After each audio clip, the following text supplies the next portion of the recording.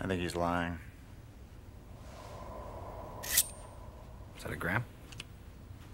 New card. What do you think? Whoa. Very nice. Look at that. It's very cool, Bateman, but that's nothing. Look at this. That is really nice. What do you think? Nice. Jesus. That is really super. How'd a nitwit like you get so tasteful? Let's see Paul Allen's card.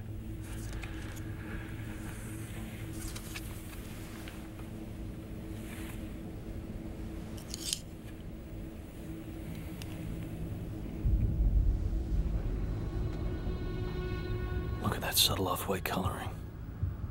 The tasteful thickness of it. Oh my God. It even has a watermark.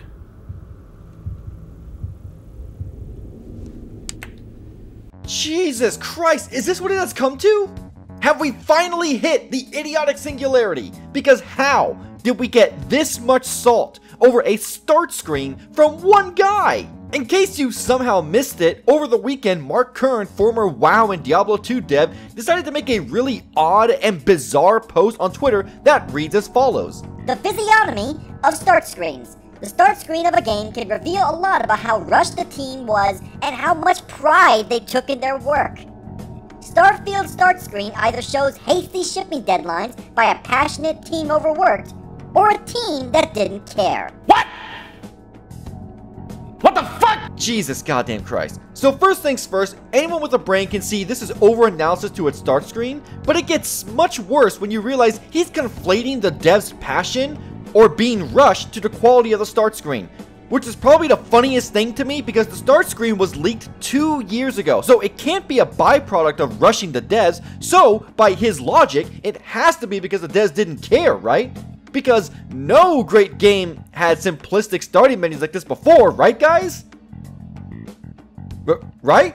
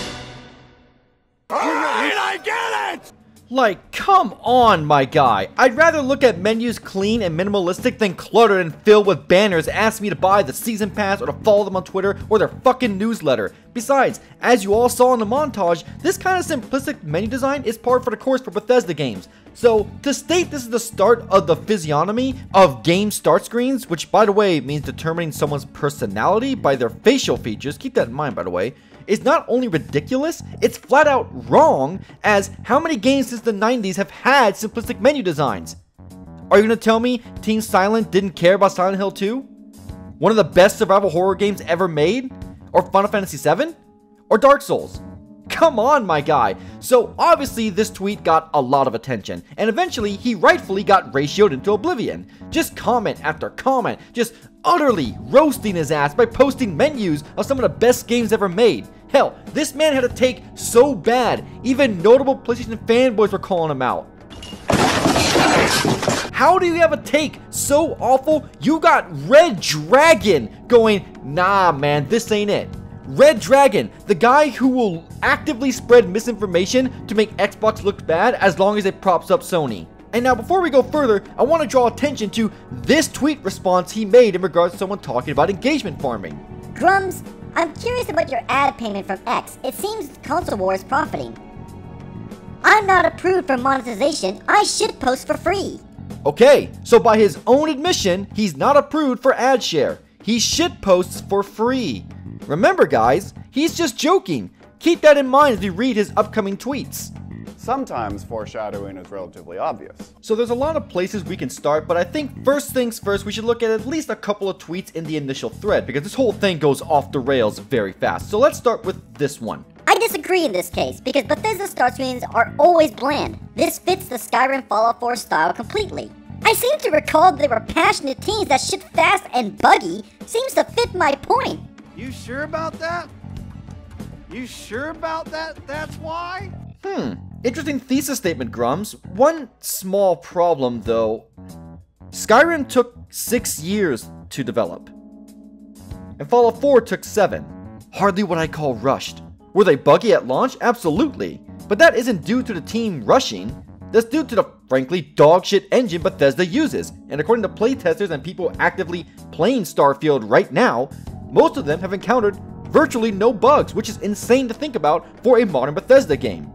Now, whether that's actually true, or the bugs were just small enough for them to not notice, I don't know for sure. But you can't call games that took over half a decade to make shipped fast. That's not how it works, my guy. You know what Bethesda game shipped fast? New Vegas. As Obsidian had to make and release that game in 8 months. And that's one of the best Western RPGs ever made. But now we're getting off topic, so let's move on to the second tweet.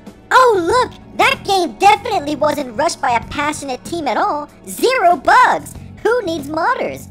Dumbass. Remember guys, he's just joking. It's just a shitpost. That one didn't age quite so well. Okay, Grums. What open world game has 0 bugs? Go ahead, I'll wait. Because I played a lot of games in my time, a lot of them open world, and I cannot recall a single one that didn't have some bugs in some way, shape, or form. Hell, Baldur's Gate 3, I'm playing that right now. I just got to Act 3. That game is incredibly polished, but holy shit, there are still pretty bad bugs in there. But does that mean they rushed it, even though it was in early access for 3 years? No. Are you honestly going to sit here and tell me you think a game that has any amount of bugs was shipped fast? Because Diablo 2 had a fair amount of bugs and you worked on that, right? So, were you rushed to release it? Or did you not care? Gotcha, bitch! At a certain point, someone brought up the main menu for Alien Isolation. Grums quote retweeted it with the following. Exactly. I never said minimalism was a criteria.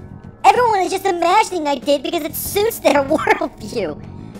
The use of the subtle VHS filters and sound design shows this screen was loved. Okay, now Grums, I may just be an insignificant crab on the internet, but if you're going to bring in sound design into the equation, then how can you possibly judge the Starfield menu off of a screenshot? Because everyone who's played Bethesda games knows their menus, while simplistic, aren't flat with no sound. Every single one has the game's theme in the background or some kind of dynamic background. Oblivion pans over the world map. Fallout 3 goes through various vault propaganda slides. Fallout 4 zooms in and pans over the Red Rocket garage from different angles. Hell, even Skyrim had smoke emanating from the bottom of the screen, so it's plausible to assume Starfield's menu probably has some kind of background music and dynamic images. I haven't touched the game, so I don't know. But maybe the light on the planet's horizon starts to move. But let's say even if it doesn't do anything, it's just a static, silent screen. Who cares?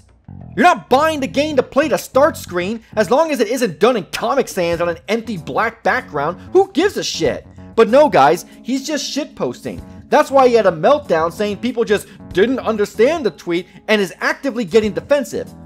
Look, all I'm saying is, If you have to say you're shitposting, then you're pretty bad at shitposting.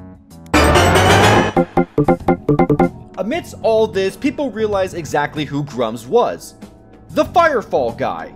If you don't know what Firefall is, it was an MMO Grumps created when he was still working at Blizzard. He wanted it to be the next big thing.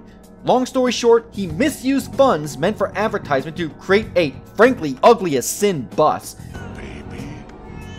Oh, a monster. That led to him being removed from the company, and the game itself quickly died. With this basic information, let's go into his next couple of tweets, and you'll start to notice a pattern. The board of directors wanted to spend $6 million on banner ads, which I fought because who the hell sees banner ads? They also gave a couple million to the Chinese owner's soccer team for sponsorship, as well as his Friends America Cup boat. Then they hired journalists and bots after I left. I was saving as much as I could from these owners. Ah, he's full of shit.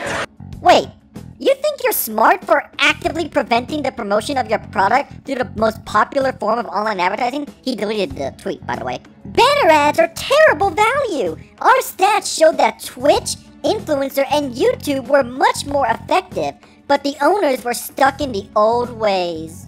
West Coast Customs cheated us on the bus. The management company in charge of the bus failed to deliver. We ended up not paying because of how badly they handled it. This is like blaming the homeowner for how the plumbing contractor screwed up.